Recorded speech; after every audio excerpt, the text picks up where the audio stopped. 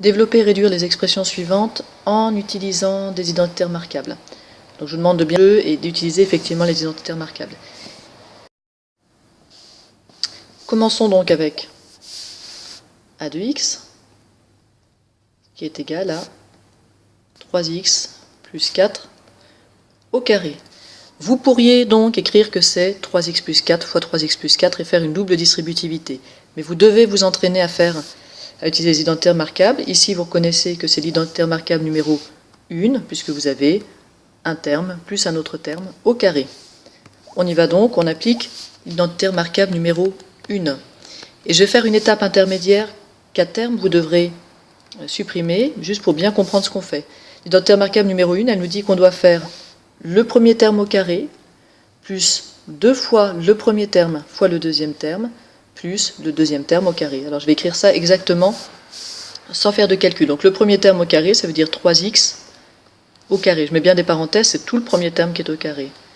Plus 2 fois le premier terme, fois le deuxième terme. Le premier terme c'est 3x, le deuxième terme c'est 4. Plus le deuxième terme, alors c'est vrai que j'ai dit que je mettais entre parenthèses, je mets entre parenthèses donc, au carré. Je vois qu'elles sont inutiles autour du 4, mais mettons-les par prudence. Et maintenant je peux calculer, donc cette étape qui est en rouge, vous devriez la faire dans votre tête. Le premier terme au carré c'est 9x au carré, 2 fois le premier terme fois le deuxième terme fois le deuxième terme, ça fait donc 2 fois 3x, 6x, fois 4, 24x, plus le troisième terme au carré, ça fait 16. Vous devriez arriver à faire ça directement. Premier terme au carré, plus 2 fois 3x, 6x, fois 4, 24x, plus le deuxième terme au carré, 16. Je continue. B de x,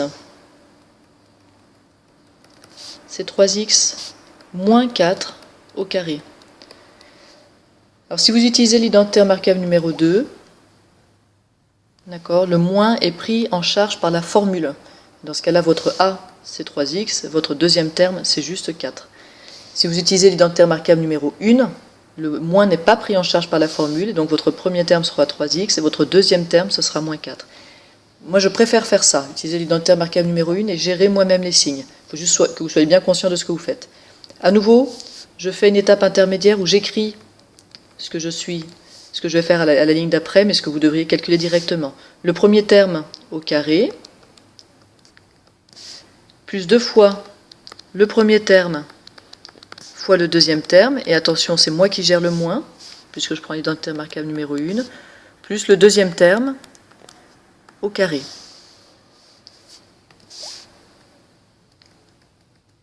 Et ça, vous devez le faire dans votre tête. Le premier terme au carré, ça donne 9x au carré. 2 fois le premier terme, ça fait 6x, fois le deuxième terme, donc fois moins 4, ça fait moins 24x. Et plus le deuxième terme, donc moins 4, le tout au carré, ça fait plus 16. La question suivante est plus facile.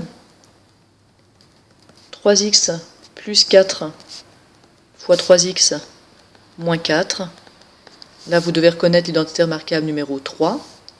J'ai bien a plus b, 3x plus 4 fois a moins b, c'est-à-dire 3x moins 4. Mon a, c'est 3x, mon b, c'est 4.